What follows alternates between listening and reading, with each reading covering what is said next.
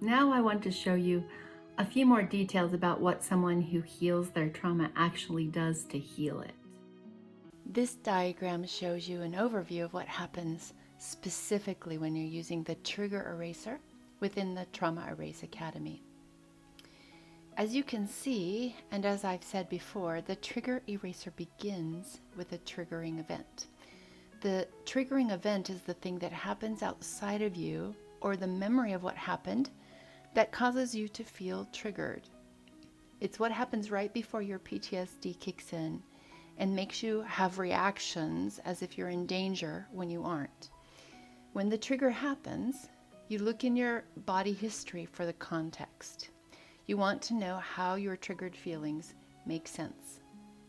Once you find the context, without talking about it, you evaluate how much of the triggering event is actually real-time danger and how much of it simply feels like danger without actually being dangerous. If, for example, you witnessed someone in the family you grew up in using anger to intimidate other family members to get what that person wanted, for you, having someone make a request of you may trigger you to the point that you cannot say no. Instead, upon request, you just give whatever someone asks. No matter if it's your last dime or the coat that's keeping you warm, the asking is the triggering event. Your body history responds so quickly to the triggering event that you simply give as a safety-seeking reaction. Now, in the previous lesson, I already explained that what you need at this point is to identify what's happening in your body history. You can either think back to what happened to recall the beliefs that led up to giving your winter coat away, or you may have to get into the practice of watching what happens for you when someone asks you for something. Once you know what's in your body history and why your behavior of giving your security away makes sense, now you have what you need to change things. Can you see why reframing wouldn't work in this situation? You've already tried talking yourself out of this response because you can see that it's bad for you. But the emotion behind your response is so strong. A therapist giving you a different way to look at the situation isn't going to help. It will actually distract you from identifying exactly what your body history is driving you to do. With the trigger eraser, the specific knowledge of what exactly is happening in your body history, which the trigger eraser will show you, allows you to identify and use the perfect words that absolutely alleviate the fear that's rooted in your body history. Again, these are the words that you identify with the help of the trigger eraser.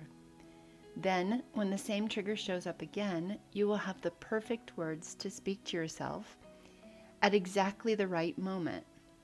Those words spoken with some very specific mindful steps will completely erase that trigger. And then your mind and body will be aligned in the present moment, absent the fear that was caused by the trigger. Mind-body attunement is when your mind and body agree in the present moment, instead of being at odds with each other because your body is triggered in a way that doesn't make sense with your current circumstances.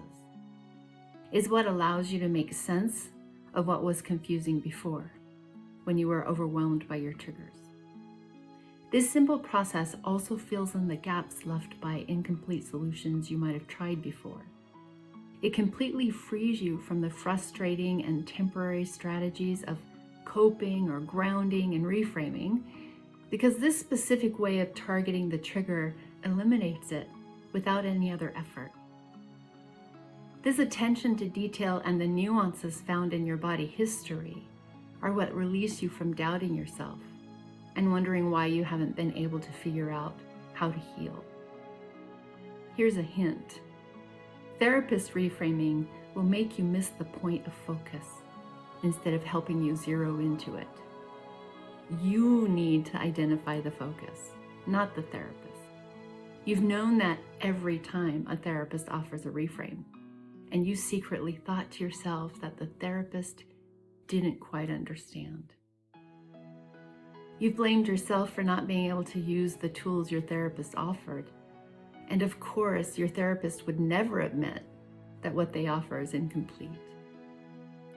Now you understand where the gaps are, and that explanation alone gives you relief. You know there's a roadmap that you can reliably follow, and that you can have all of your questions answered by listening to yourself in a specific, targeted way. With this explanation, so many survivors have shared that they feel a sense of hope and relief that there's actually an answer and a way to be free. And when they see how the process works for them, they're expressing genuine relief and a sense of excitement and empowerment like never before. And you will too. Before I go on to the next reason why some people aren't able to heal their trauma and how you can, I want to go back to something I mentioned before. Remember what I said before about how misguided therapists reenact the dynamic of abuse?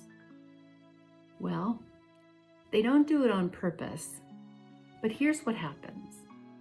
You go to them seeking help, they're an authority, they're supposed to know the answers and protect you and help you heal. But because they often don't know the answers that will guide you safely to self-healing, they use what they know, grounding, encouraging you to use your coping skills, reframing, all of that done to you. And when it doesn't work for you, you begin to feel that there's something wrong with you. Because if it didn't work, it must be you, right? Implicitly, these therapists agree it's you or your PTSD, not them. You know what? That's the same dynamic that plays out between a child that's being harmed and the person who's causing the harm, especially when it's a parent or other caregiver. You see, when a child's being hurt by someone who's supposed to keep them safe, they have two options. The first is to acknowledge the reality that this all-powerful adult could obliterate them, or choose to believe that there's something the child can do to make the harm stop. So, the child embarks on being super compliant to try to win love and safety from the all-powerful adult. The problem is that when the child is unable to control the harm coming to them, the child concludes, "This is happening because something is wrong with me. I'm not good enough. I'm not smart enough. I'm not fill in the blank enough to make this stop. Not good enough to be loved and safe." And often, the harmful adult says things that confirm this perception for the child.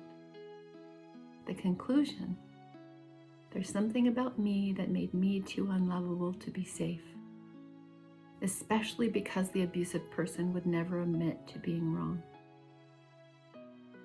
In therapy, a similar conclusion: there's something so wrong with me that I cannot heal, especially because the therapist that isn't helping would never acknowledge that it's them, not you. I promise you it wasn't you as a child, and it isn't you now.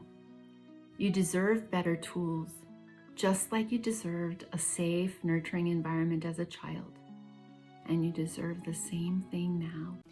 That's why I've packed the Trauma Erase Method Academy with every tool that I've discovered or developed to make you the authority in your own life.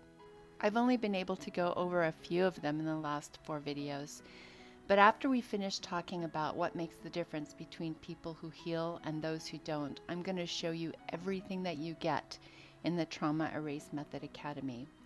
I think you'll be very excited when you see everything that's there for you. For now, I'll say bye and see you tomorrow.